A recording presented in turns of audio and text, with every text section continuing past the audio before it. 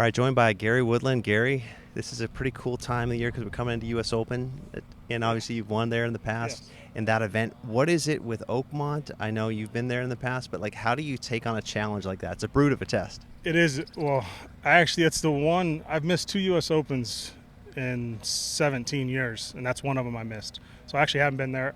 But I know a lot of people that are members. Obviously, talked to DJ when he won.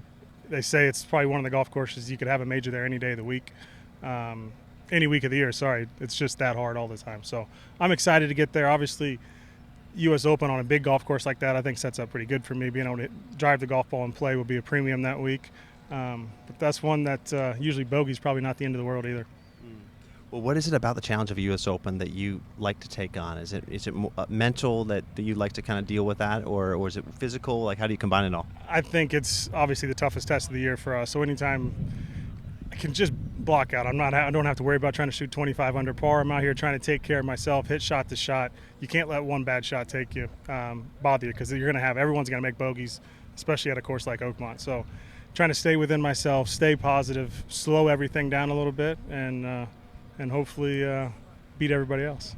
I was going to say, you're not in the Open Championship yet, Yeah. but I know Portrush is a pretty tough test. Yeah. You actually went into that after having won the Yeah. U.S. Open. So what is that like? What's that venue like?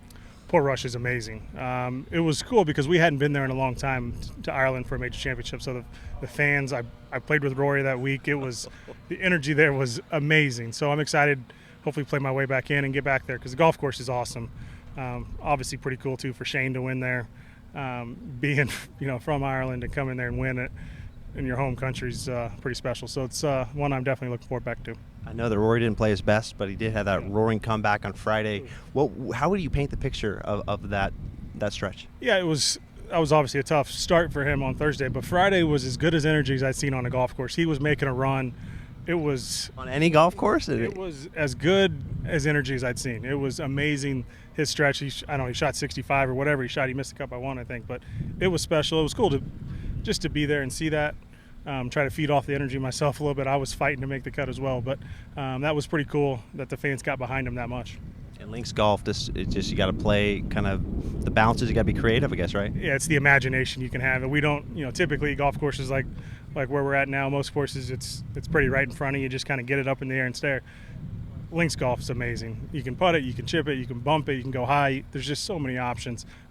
Plays in for everybody, so it's pretty cool. Last thing I want to say, your kids at home, how fulfilling is it? I know there's so much you do as a dad, but just to be able to just take a deep breath and spend time with them, how nice is it at times? It's a big relief. It puts life in perspective, puts golf in perspective. Bogeys don't mean anything. They don't care. They just want you home. So for me, it's been a nice adjustment. Earlier in my career, you kind of live and die with golf. Now I get to check out when I go home and be a dad. Great stuff, Gary. Always good to see you, man. Thanks, Garrett. Appreciate it. All right, brother.